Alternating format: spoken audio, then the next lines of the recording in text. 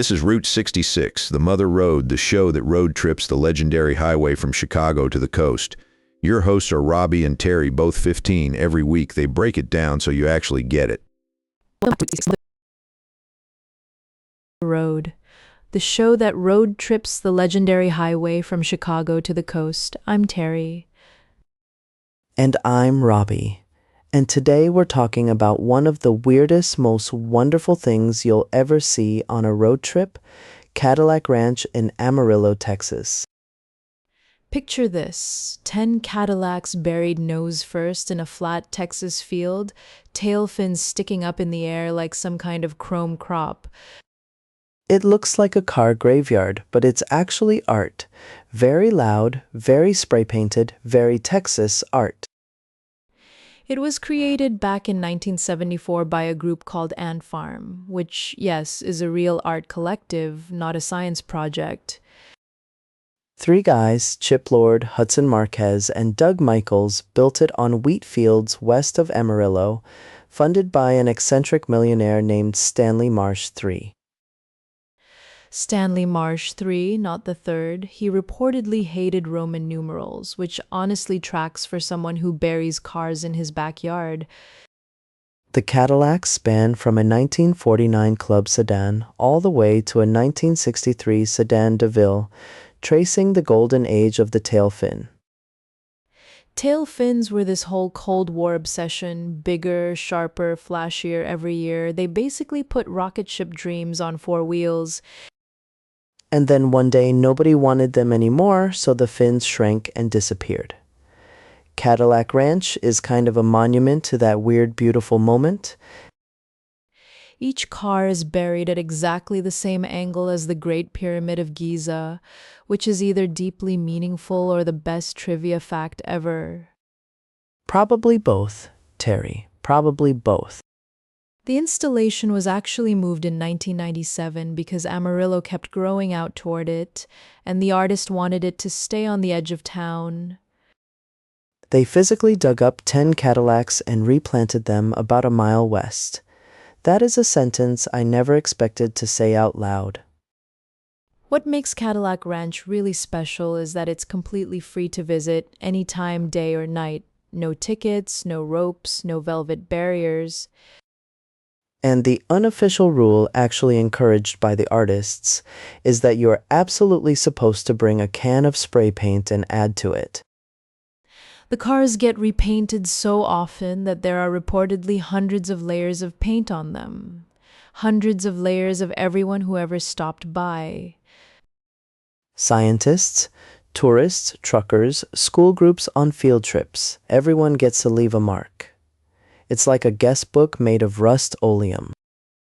It's been photographed by basically every famous person who's driven through Texas. Ozzy Osbourne once played a concert there. Of course he did. Of course Ozzy Osbourne played a concert at the car graveyard in the middle of a Texas wheat field. Absolutely normal. Route 66 runs right past it on the north side of Interstate 40, so you can pull over, walk across the gravel, and just stand there with the wind hitting you. And the wind really hits you. Amarillo is one of the windiest cities in the entire country. Average wind speed around 13 miles per hour year-round. That wind carries the smell of fresh spray paint, dry grass, and something that just feels like American freedom, or maybe that's the fumes. Probably the fumes, but the feeling is real. There's something kind of moving about it. All these layers of paint from strangers, decade after decade, and the cars just stand there taking it all in. The Cadillacs have outlasted the company that made them glamorous, the highway that made Amarillo famous, and about 1 million cans of bargain bin spray paint. Ant Farm broke up years ago. Stanley Marsh III passed away in 2014, but the ranch just keeps going. Public art that actually belongs to the public. Not in a museum, not behind glass, just out there in the panhandle being rained on and painted over. There's a sunrise shot of Cadillac Ranch that is genuinely one of the most iconic images associated with Route 66. Those fins against an orange Texas sky hit different.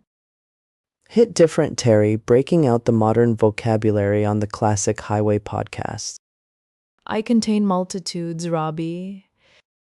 The site also inspired a Bruce Springsteen song, literally called Cadillac Ranch, from his 1980 album, The River. Springsteen, tail fins, wheat fields, and spray paint. That is peak Americana in one sentence.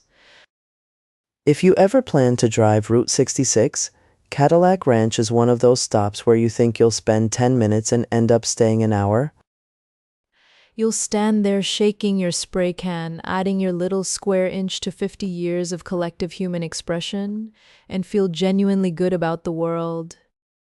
Which is a lot to ask from a field full of buried Cadillacs, and yet they deliver every single time. That's the magic of Route 66, a 2,400-mile stretch of road where the weird stuff turns out to be the most human stuff. Thanks for riding along with us today.